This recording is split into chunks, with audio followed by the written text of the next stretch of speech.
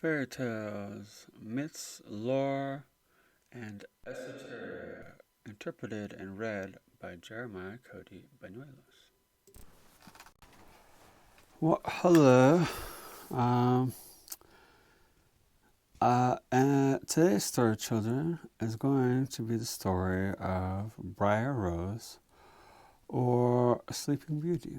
I don't know. They have like one is kind of the same, and the others, I don't know. They're just like different names. But I like the intro on one, the Brothers Grimm version.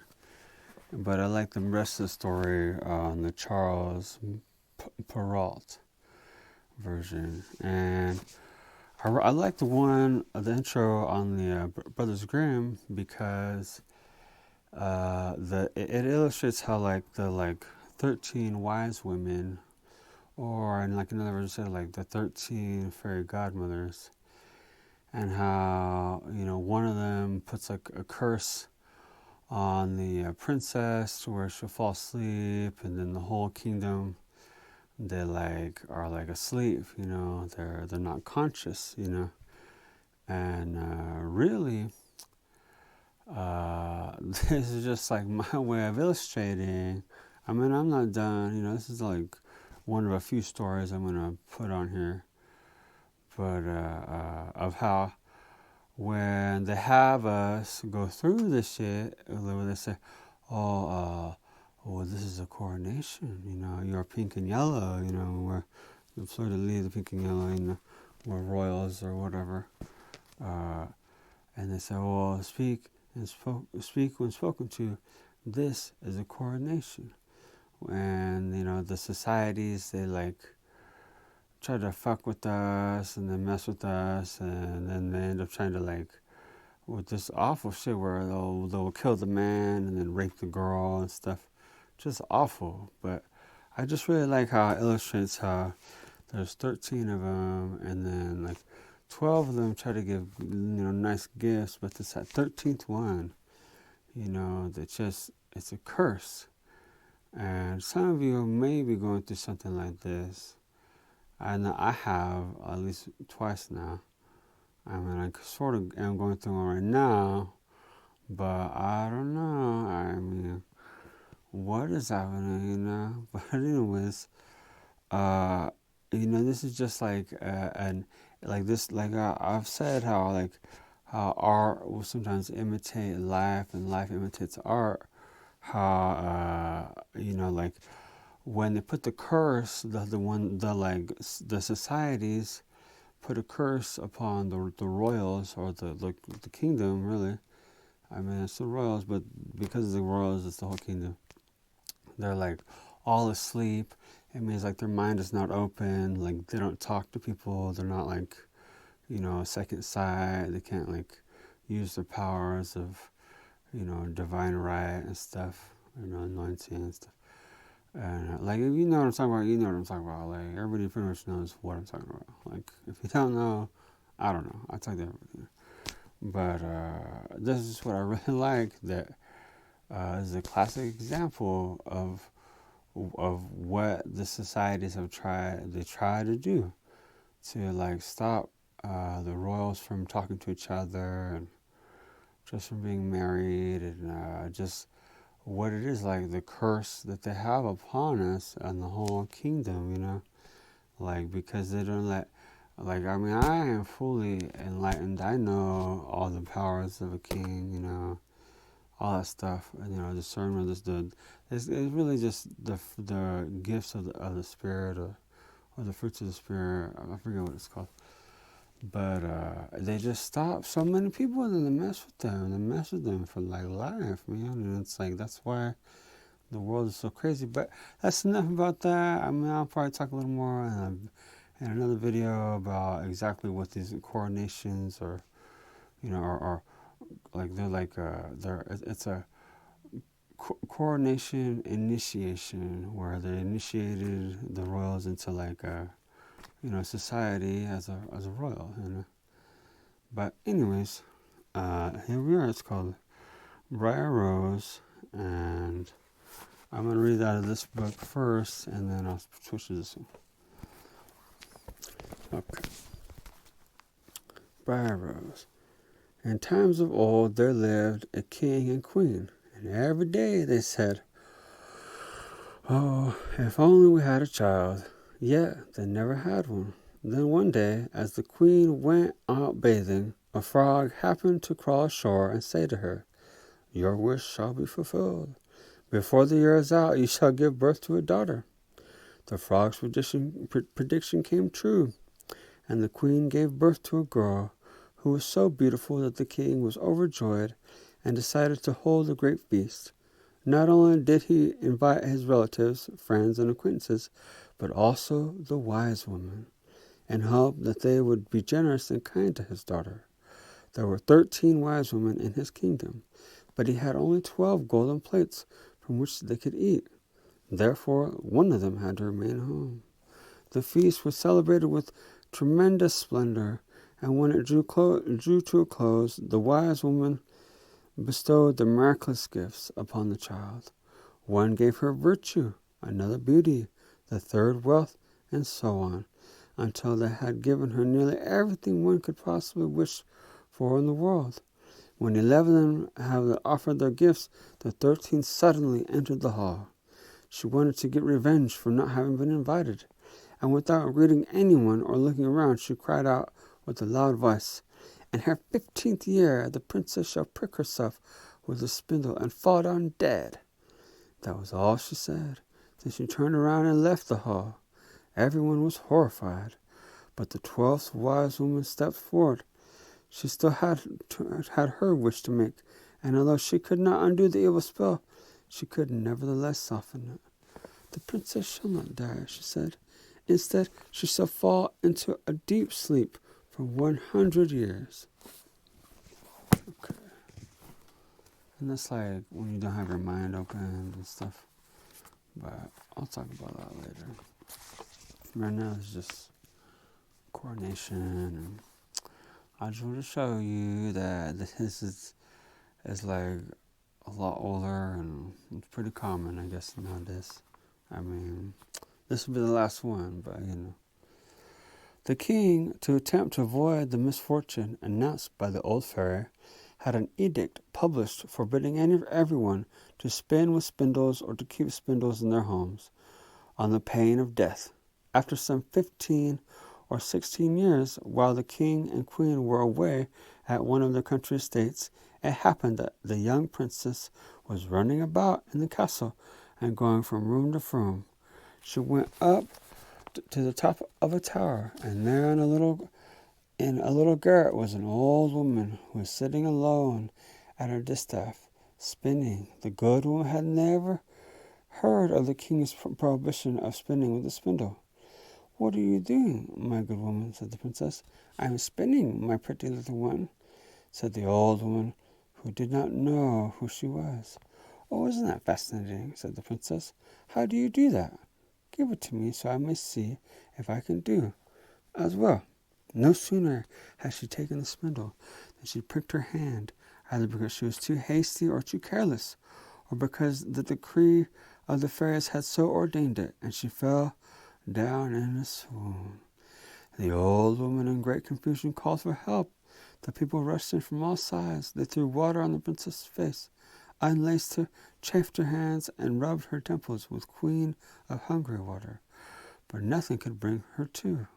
Then the king, who had come upstairs when he heard the noise, remembered the fairy's prediction, and decided that this had to happen because the fairies had said it would.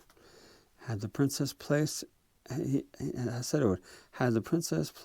the most beautiful apartment in the palace, on a bed with hangings embroidered in gold and silver. She was so beautiful she might have been thought an angel, but her swoon had not taken away the color of her complexion. Her cheeks were still rosy, and her lips were like coral. Her eyes were closed, but one could still hear her breathing softly, which made it clear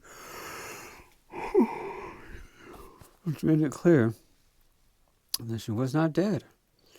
The king ordered that she be allowed to sleep in peace until the hour of her awakening had come.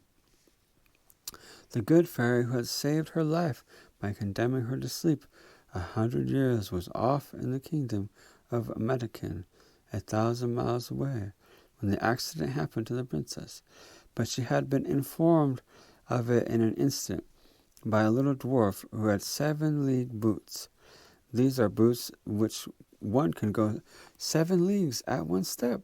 The fairy left immediately and appeared within an hour in a fiery chariot drawn by dragons.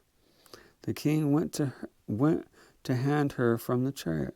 She approved of everything he had done, but since she was extremely foresighted, like she could see into the future, she thought that when the princess came to awaken, she would be quite distressed to find herself all alone in the old castle. Accordingly, she did the following. She touched with her wand everyone who was in the castle, except the king and queen, governesses, ladies-in-waiting, chambermaids, gentlemen, officers, stewards, cooks, scullery boys, errand boys, guards, Swiss mercenaries, pages, and footmen. She also touched the horses in the stable and the grooms, the huge mastiffs in the stable, and little Puff, the princess's puppy, who was beside her on the bed. As soon as she touched them, they all fell asleep and would not wake up until their mistress did, so that they would all be ready to serve her when she needed them. The various spits on the fire, all loaded with partridges and pheasants, went to sleep, and the fire also. All this was done in a moment. Fairies do not take long at their work. Then the king and queen, when they had kissed their darling child without awakening her, left the castle and had notices put up forbidding anyone to approach it. These notices were not necessary, for within a quarter of an hour there grew up around the park such a great number of trees, large and small, as well as brambles and thorns, all intertwined with one another, that neither man nor beast could have passed through. One could see only the tops of the towers of the castle, and that only from quite a distance. It can hardly be doubted that the fairy had exercised a bit of her skill in this, so that the princess would not have to fear curious visitors while she was sleeping. At the end of the 100 years, the son of a king who was then reigning, who was of a different family from that of the sleeping princess, was hunting in that vicinity, and asked, were those towers that he could see beyond the large dense forest? Everyone told him what he had heard said about it. Some said it was an old castle haunted by a ghost. Others said that all magicians in the country held their witches' Sabbath there. The most common opinion was that an ogre lived there, that he carried off all the children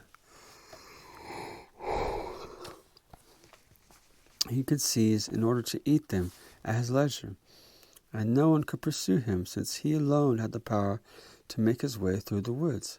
The prince did not know what to think, until an old peasant spoke up and said to him, Prince, it was more than 50 years ago that I heard my father say that there was in this castle the most beautiful princess that anyone had ever seen, and that she had to sleep 100 years until she was awakened by the son of a king for whom she had been destined.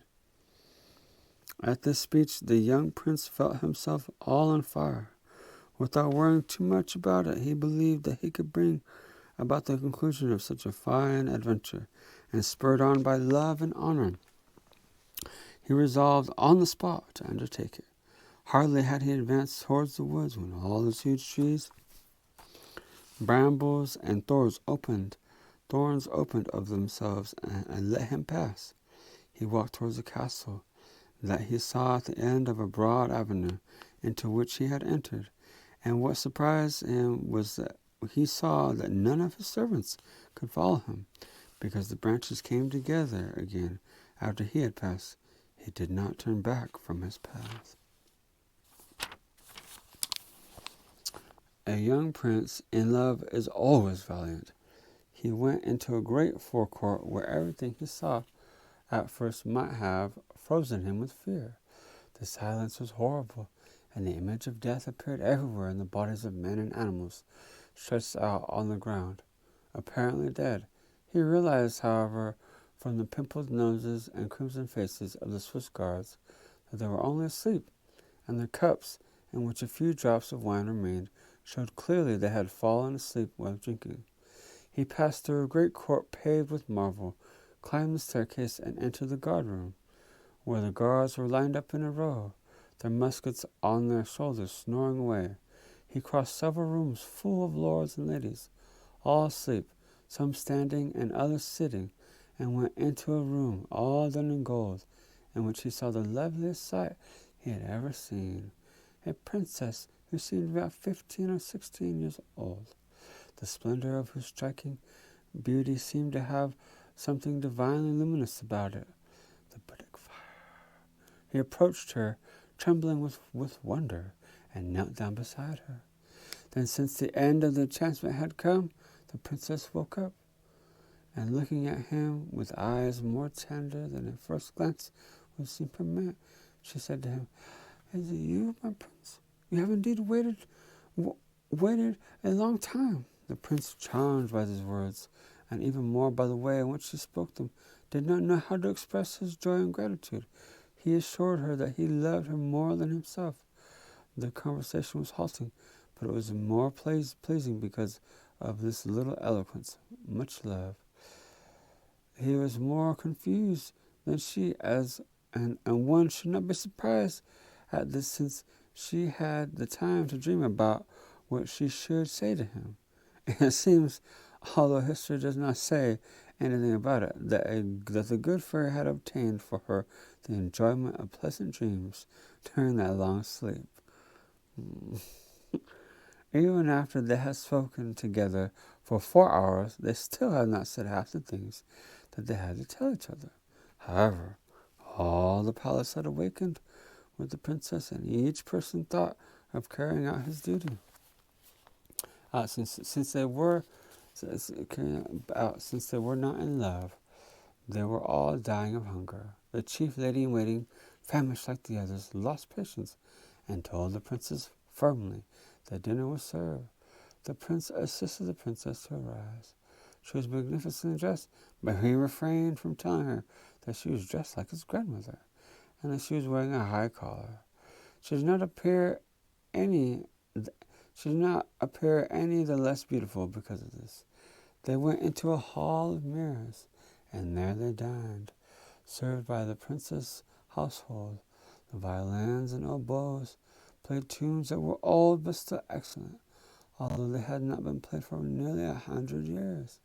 After dinner, without losing any time, the Lord Almoner married them in the palace chapel, and the chief lady-in-waiting drew the curtains.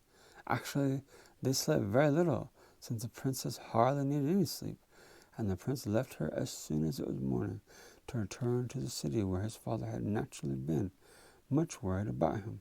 The prince told him that he had lost his way in the forest while hunting, and he had spent the night in the hut of a charcoal burner who had given him black bread and cheese to eat.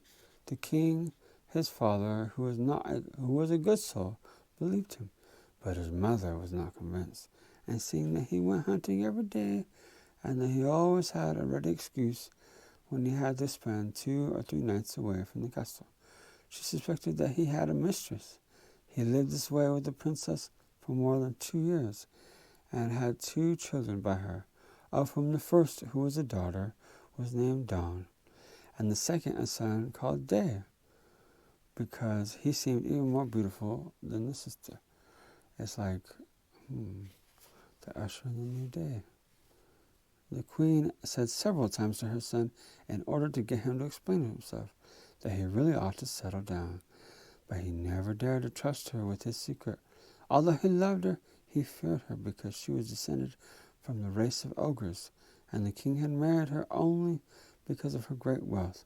It was even rumored at court that she had ogreish inclinations, and that when she saw little children, she had all the trouble in the world to keep herself from pouncing upon them. And thus the prince did not want to tell her anything.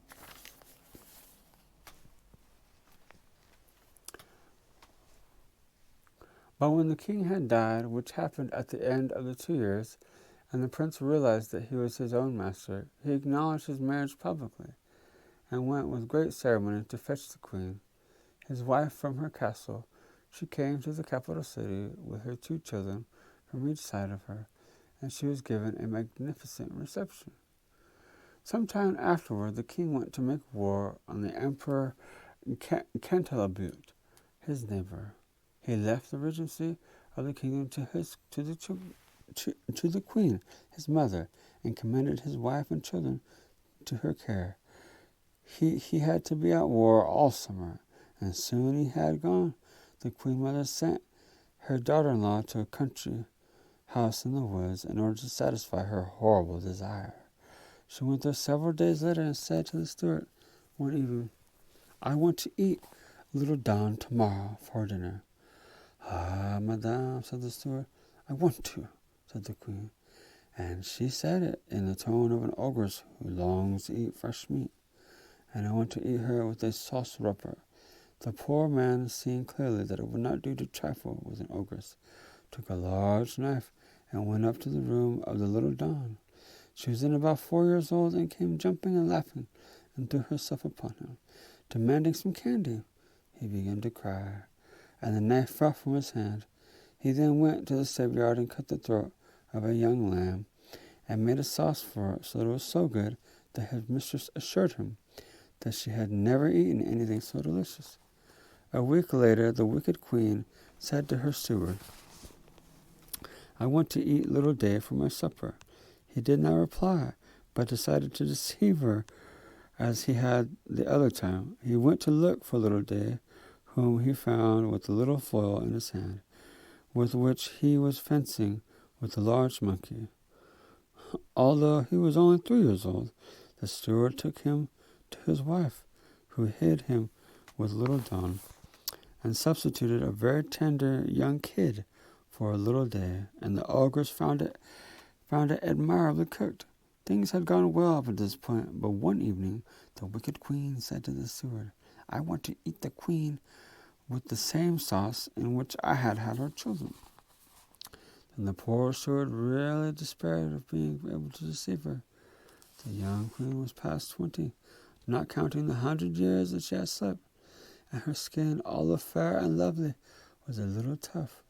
The problem was to find an animal in his menagerie just that tough.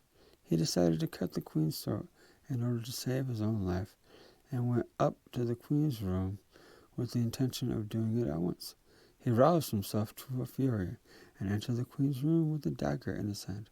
He did not wish, however, to take her by surprise, and he told her with great respect the order he had received from the queen mother.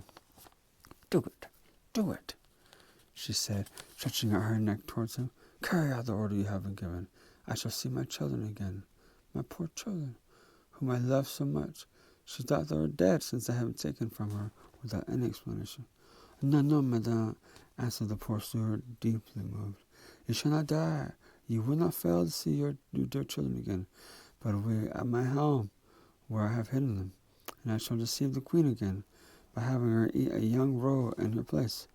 He immediately took her to his room, where he left her embracing her children and crying with them, while he went down to dress the roe, which the queen ate for her supper, with as good as an appetite as if it had been the young queen.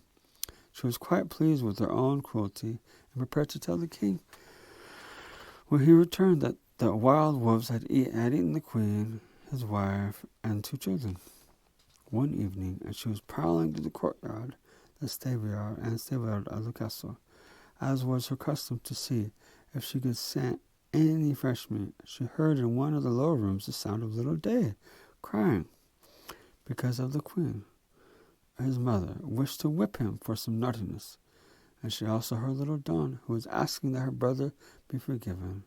The ogress recognized the voices of the queen and her children, and furious at having been deceived, she gave orders in a frightful voice that the next day in the morning there be brought into the courtyard a huge vat, which she filled with toads, vipers, snakes, and serpents, in order to have the queen thrown into it along with her children, and the chief steward and his wife and servant girl.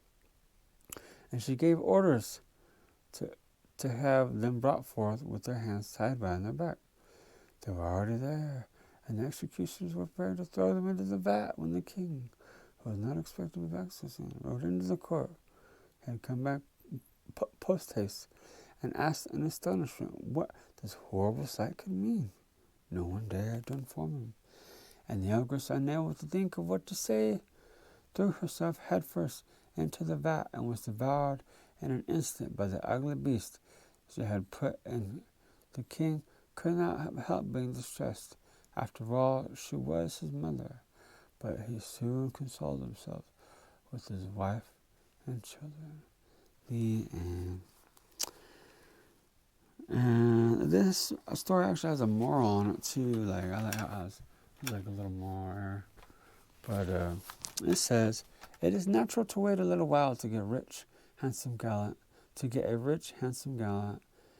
and gentle husband. But no woman today can sleep peacefully enough to wait 100 years for a husband.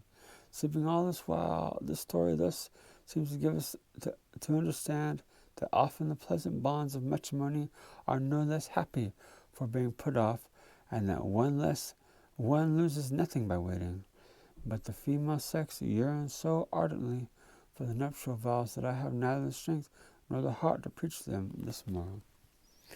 And you know, another moral of the story is that do not ever trust the societies to help you with a coronation or to help you become awake.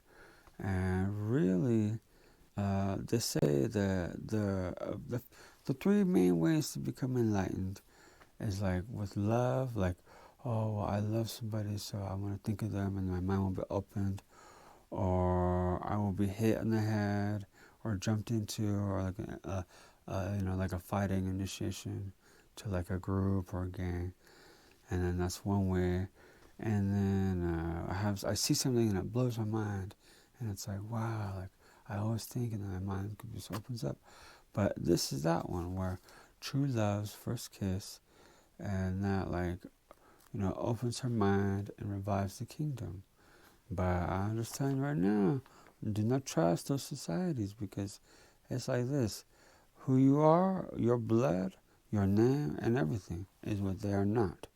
Okay, that's why they're alphas. Like we are the alpha or the pyramid dwellers. Like the Perrault and the king. And they are betas, which means they're like the letter B. It makes like a 13, and they're beta. It means that they're a part of a society. So do not trust those people. Okay, I mean, I wouldn't even be around them, to be honest. But I guess sometimes they serve a purpose. But that is that, okay? And that's part of a coronation that you are going through right now. I mean, I know. If you're watching this, that is what it is, okay? And you're not crazy. And remember, it is the other people that have to speak when spoken to. This is a coronation. For it is the king and the queen that are supposed to be talking to each other. And even in some instances, they're supposed to guide me or guide you to where I'm at, and we build trust with the town and everything. But I'm telling you, those people, they're awful ass people. Okay, there's all their sins against us. Do not ever forgive them either, okay?